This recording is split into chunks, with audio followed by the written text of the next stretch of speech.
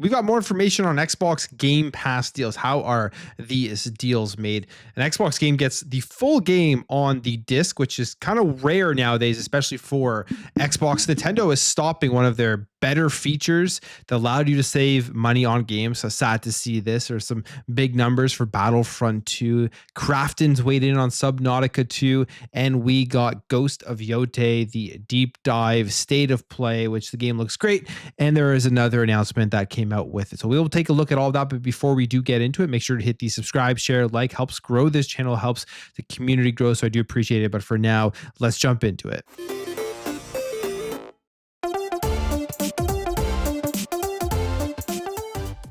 So one of the things with Xbox Game Pass that people always talk about is what types of deals are made to get these games into the service. How are they able to get certain big titles and smaller titles? And what do they pay these developers? Because the argument that developers get hurt from Game Pass, I think, is just simply not fully true in many different ways. I think you have some developers that put their games on Game Pass. Those games don't do well, so they complain about Xbox Game Pass, but the reality is, would those games have done well if they weren't in the service? Probably not, because the advantage of Game Pass is getting a deal to cover marketing costs, to cover development costs, taking pressure off of the development rather than sitting and praying that your game is going to hit a certain amount of sales units when it does launch. So those are some big advantages, but now we kind of know how much these deals range from. There are some huge deals, there are some smaller deals. It's pretty interesting stuff here. The deals range from 50,000 to 50 million. They say here, offering a glimpse at how much Microsoft drops on content. And we have this from a LinkedIn post found by Timur222 on X for the Microsoft former senior business manager, offering insights just about how much they do pay for some of these deals. Now, again, these are just broad. It's a broad range. It's not a specifics about how much each game or anything, but it's a broad range here. Negotiated, he said 500 plus deals ranging from 50K to over 50 million, securing both indie hits and AAA titles for Xbox Game Pass, and contributed directly to Game Pass subscriber growth from inception to over 30 million users, making it the industry's top gaming subscription service. So 50K to 50 million is what they have paid here, which is a massive discrepancy, of course, in the amount you're paying. I mean, obviously for indie games, even 50K is a nice chunk to help them get those games out there and to continue to develop it, especially if they don't have a big team. There's some games that come out with like one developer or 5 developers, and 50K will definitely help them continue to be able to get the game to production. 50 million, though, you have to ask, which games are those? Those are probably a lot of the big publisher deals that they make with Sega and Capcom, Square Enix. A lot of the day one games that drop in that are AAA, those are probably where those $50 million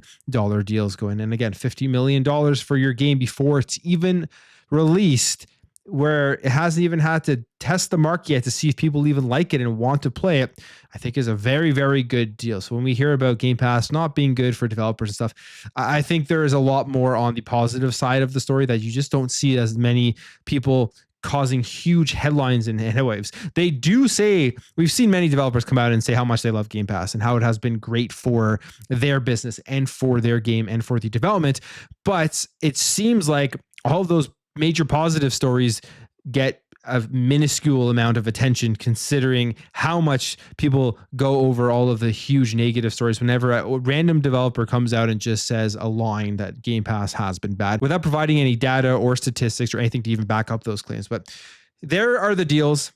And I'm sure they're still going out there trying to make more deals for this range. It's one of the best things about Game Pass, in my opinion, is the indies to the big AAA games, has a variety of games. And I feel like PlayStation Plus as well probably has similar numbers here that they do pay depending on the type of game that they do put in there. And as I've said in previous videos, PlayStation Plus as well has been giving us some good months. Even the recent announcement for PlayStation Plus with Cyberpunk in there, and they had another day one game in it, it's been good. So the competition is getting a little bit better, but Game Pass is still miles ahead of all the other subscriptions in terms of the values that you do get. One of the things with Xbox that they're leading the way in is just going fully digital. I mean, they are there basically right now. Most of their games, the full amount of data is not on the disc itself. You have to download it from the store, or at least a part of that game. But there is one first-party game that just released that the full game is on the disc. Not that shocked because this is definitely a smaller games in terms of gigabytes. I think it's only like 20 gigs or something. And that is Tony Hawk's 3+4. So if you do actually buy the physical edition of this game, you get the full game on the disc. This is via Reddit here. And this person here says, I installed it fully and launched it on my Xbox Series X, and I'm installing it on my Xbox One now, all from the disc, no network. It's the full game. I'm shocked. And then the edit here is only the Xbox Series X version is on the disc. The Xbox One is a internet download. So that is great to hear. Happy to see that. I would love to see that happen more. But with the size of games and the size of the actual discs that come in the case, it's just almost impossible now to get full games on the disc unless they're giving you multiple discs within that case. And I'd be for that. If you have to give me 2 discs to give me the full thing on there where I don't have to download any of it, I would take that. The other reality is the amount of games that have the day one patch that you absolutely need to be able to experience it. So the likelihood that will ever happen is slim to none. All right, let's talk Nintendo here. Nintendo is doing something that they have been doing since the launch of the Switch 2, which is increasing prices and nickel and diming a lot here. One of the things that was pretty cool with Nintendo was the game vouchers. It gave you a slight discount on purchasing Nintendo games. Like you could buy a voucher for $100 and then you could buy 2 games and save about $20 overall if the game was $60 each. But now this is expiring and they are discontinuing the Nintendo game vouchers. They say as of 11:59 p.m. Pacific time, January 30th, 2026, it will no longer be possible to purchase Nintendo game vouchers. Any vouchers you purchase on or before that date will work exactly as they currently do. Unused vouchers expire 12 months after the date of purchase. So if you do want to go get a voucher now to save a little bit here on how much the games cost, you can go buy them now, but they will expire a year after they have been purchased. So you're going to have to decide which games in that voucher program that you're going to want to buy within the year that you do purchase this. But this, for me, for this, a lot of the games that are in there you can find probably for cheaper anyways now, at least a physical version if you're buying them secondhand. Nintendo games do not really drop though in value from a new perspective. If you go to like a GameStop right now or an EB Games or something, they're still selling older Nintendo Switch games for pretty much full price. So this was something that helped you save money on the digital versions. But for myself, I'm just going to always keep my eye out for physical versions when it comes to the Nintendo Switch. As long as the game is on the cartridge, that's kind of where I do lean towards. And a lot of the Switch 1 games, the games are on the cartridge. There is a game that has just come right back to prominence. And a lot of this, I believe, has to do with the fact that people want a third one created. And that is Battlefront. Star Wars Battlefront has surged here to 123 places up the best-selling games chart following the resurgence, which is just kind of crazy to think about because this game is old. People have been playing it for a while, and here we are. It actually hit number 12 on the US sales charts in May, beating Red Dead Redemption 2, Helldivers 2, and The Last of Us Part 2. A lot of this has to do with the fact that people do want a new one into this series. They say it's almost unprecedented that a game could have this strong of a player refresh this long after the release. It has been almost a decade since the game dropped. And in May, the game secured its highest player count in years on Steam. And then everyone started paying attention that a lot of people were playing it. They've jumped in, they went ahead and purchased it and everything. And I don't think it was crazy expensive. But why is it growing here? Well, they say it is because of the ongoing success of Andor and a celebration of Revenge of the Sith 2005 gave players the Star Wars bug, and Battlefront 2 is just the most recent Star Wars FPS. I also think we saw people who are out there calling for Battlefront 3, and they do say here that many are believing that Star Wars Battlefront 3 was about to be announced because of everything that was going on here, and they talked into potential follow-up to the game. So crazy stuff there to see this game bounce back. I would love to see a Star Wars Battlefront 3 if they end up doing it right. We are in that era of games as a service, multiplayer games, having trouble succeeding in just an overcrowded space. You're seeing this all the time now. But Star Wars is a strong IP, and I feel like if they did announce a Star Wars Battlefront 3, the hype would be insane, especially after this resurgence here in the player count. Yesterday, we talked about Subnautica 2, the crazy thing going on there with the game being released to 2026, and Krafton able to save $250 million in bonuses they would have to pay out to developers if they would have released it now and met targets for the 2025 early access. Well, now Krafton themselves have come out and commented on Subnautica 2, basically saying that the leadership abandoned their responsibility. So they're putting the blame here on the leadership for the game itself. In a scathing email sent to Insider Gaming, Krafton says that the former leadership, Charlie Cleveland, Max McGuire, and Ted Gill at the studio abandoned the responsibilities entrusted to them, leading to their dismissal.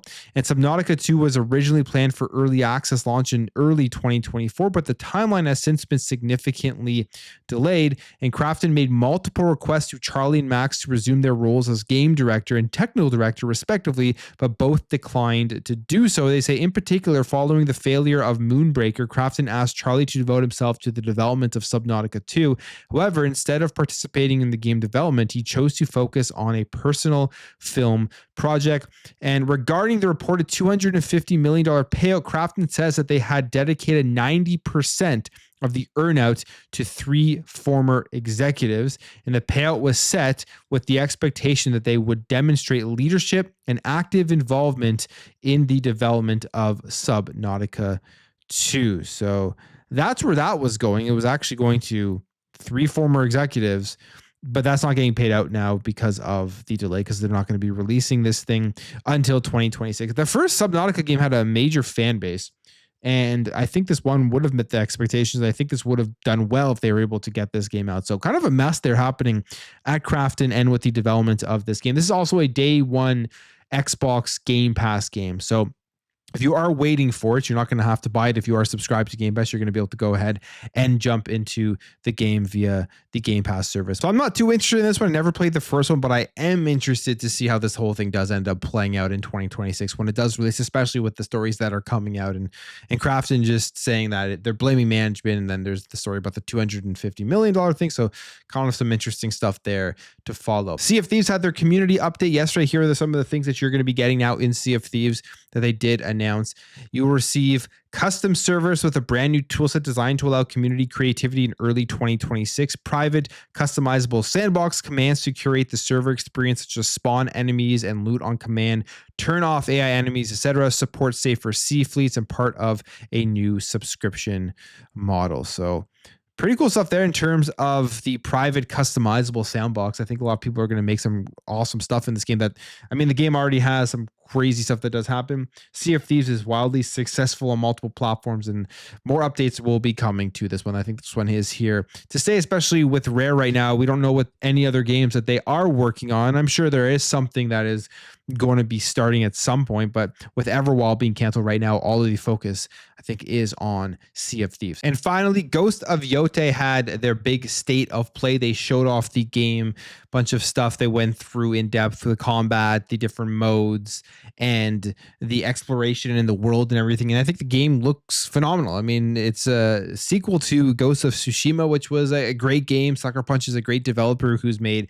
the Sly Cooper series, Infamous series, which I both love. Now we're here with Ghost of Yotei, and I think the game looks great. Looks like it's a ton of fun. Really reminds me of Assassin's Creed Shadows, which I enjoy. So that's just a positive and plus for me. But even from like the whole combat to the world to the exploration and the story, very, very similar with the whole revenge plot and having something happen to you in your childhood. And then Atsu has to go out and take on the Yotei 6. So it is very, very similar. All of that stuff that this game is going to be having here, when people are going to definitely do those comparisons when Assassin's Creed Shadow comes out. But we're getting 2 big open world samurai games in 1 year, and I think this one is going to be very successful here from PlayStation and from Sucker Punch. On top of that, it is the only PlayStation game released this year. They need this one to be successful. It's the only big one that they are releasing with all of their cancellations and everything. This has kind of been the MO for PlayStation over the last few years. One major game that does come out near the end of the year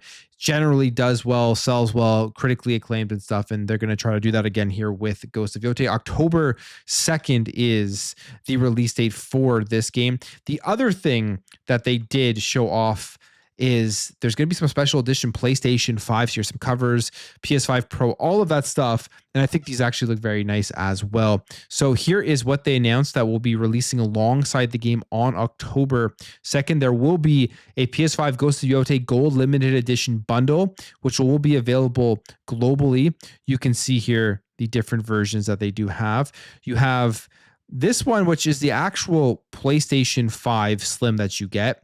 And it comes with this controller here, this non-gold one. I guess the difference between two, you have a black and gray one, and then you have the gold one. And then you're also going to be able to pick up faceplates for both the PlayStation 5 Pro and the PlayStation 5 Slim, which are gold. So all of this releasing on October 2nd. I think they did a good job with the designs. If you're a fan of this series, that will be a major, major day for you. But I will end the video there, guys. If you did enjoy this video, hit that thumbs up. If you're new here, hit that subscribe, and I'll catch you guys in the next video.